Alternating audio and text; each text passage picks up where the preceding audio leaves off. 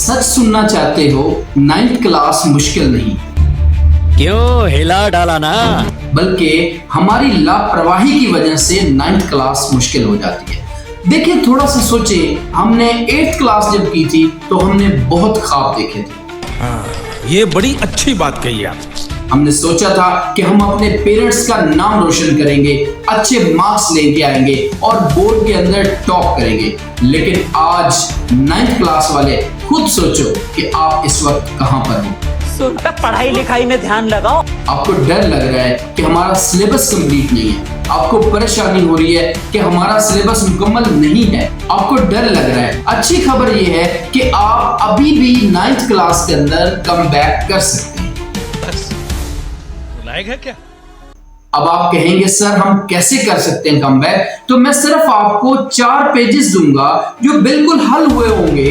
पूरी आपकी जो बुक है उसमें से ये 4 पेजेस मैंने लिए हुए हैं।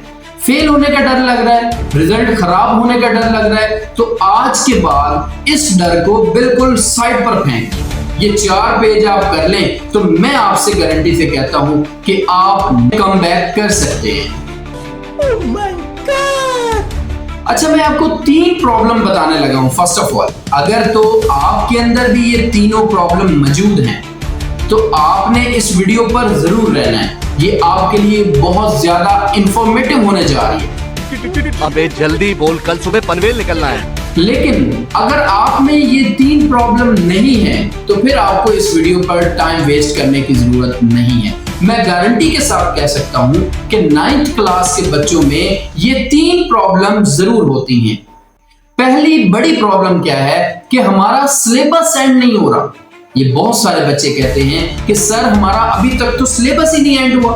आप हमें कम बैक की बात कर रहे हैं कि हम 9th में अच्छे मार्क्स ले सकते हैं, लेकिन हमारा तो सिलेबस ही नहीं एंड हुआ। तो ये वीडियो आपने एंड तक देखनी है, मैं इसका आपको सॉल्यूशन बताने लगा। दूसरे नंबर पर क्या है? Subject wise strategy. अब हमारे पास सब्जेक्ट वाइज स्ट्रेटजी नहीं है। अब हमें नहीं पता कि हमने मैथ के फार्मूलाज को कैसे याद करना है। अब साइंस को याद करना है तो किस तरीके से याद करना है, इंग्लिश की स्टोरीज याद करनी है, लेटर्स याद करने हैं तो कैसे याद करने हैं, और ऊपर से हमारा बोर्ड का टाइम भी एंड होने जा रहा है। तो ये भी मैं आपको इसका हल बताने लगा। तीसरी प्रॉब्लम अगर आपके अंदर मौजूद है कि हमें टाइम नहीं मिलता। अब बहुत सारे बच्चे यही बहाना करते हैं, तो उसी जगह पर टॉपर्स को रखकर सोचें कि क्या उनको टाइम नहीं मिलता? उनको भी टाइम मिल रहा होता है, उतना ही टाइम मिल रहा होता है जितना हमें मिल रहा होता है, तो हम क्यों नहीं कम बैक कर सकते? आपने स्टेप 1 के अंदर क्या करना है? स्टेप 1 के अंदर आपने अपनी एजुकेशन को क्वालिटी बेस बनाना है, क्वांटिटी बेस नहीं बनाना। अब आप कहेंगे सर क्वालिटी और क्वांटिटी में यहाँ पे एजुकेशन के अंदर क्या डिफरेंस है? तो जो क्वालिटी वाइज एजुकेशन होती है, ये क्वालिटी वाइज एजुकेशन ऐसी एजुकेशन है जिसमें आप टाइम टेबल नहीं बनाते कि मैंने ये आज के दिन में एक टॉपिक पढ़ा है, एक चैप्टर पढ़ा है, क्या चीज पढ़ी है, कितना पढ़ लिया। आपने अपना टाइम नहीं देखना कि भाई मैंने आज 2 घंटे पढ़ा है, 3 घंटे पढ़ा है, इसको एक साइड पर रख दे। ये देखें कि आज के दिन में मैंने एक टॉपिक पढ़ा है, 2 टॉपिक पढ़े हैं या 3 टॉपिक पढ़े हैं, या एक पूरा मैंने यूनिट रिवाइज कर लिया है। तो आप क्वालिटी की तरफ जाएं, क्वांटिटी पर ना रहें। दूसरे नंबर की स्ट्रैटेजी के अंदर क्या है? आपको स्मार्ट वर्क करना है, हार्ड वर्क नहीं करना। कुछ लोग क्या करते हैं, पूरा साल जो है वो हार्ड वर्क करते रहते हैं लेकिन स्मार्ट वर्क नहीं करते, तो उनके लिए भी जो है ये बहुत मुश्किल हो जाता है एग्जाम के अंदर। उनकी निस्बत वो लोग अच्छा कर जाते हैं जो स्मार्ट वर्क करते हैं, क्योंकि स्मार्ट वर्क करने वाले ही आजकल कामयाब हैं। सिर्फ हार्ड वर्क से काम नहीं चलेगा। आप स्टडी के अंदर, एजुकेशन के अंदर और आपकी 9th क्लास के अंदर स्मार्ट वर्क क्या है? अब आपको एक बुक लेनी है, नोट्स लेने हैं, उसके ऊपर वो वाले निशान लगाने हैं या उन क्वेश्चंस को सेपरेट कर लेना है जो मोस्ट इंपॉर्टेंट है। अब मोस्ट इंपॉर्टेंट जब क्वेश्चन आप अलग कर लेंगे तो ये आपका स्मार्ट वर्क हो जाएगा। अब आपको हार्ड वर्क करने की बिल्कुल जरूरत नहीं है। तीसरे नंबर पर है हाउ टू स्टडी। अब आपको स्टडी कैसे करनी है? अब आपको इंपॉर्टेंट क्वेश्चन अलग कर लेने हैं। इसके ऊपर भी मैंने एक वीडियो बनाई हुई है, आप उसको डिस्क्रिप्शन के अंदर उसका लिंक मिल जाएगा कि आपने उसको पढ़ना कैसे।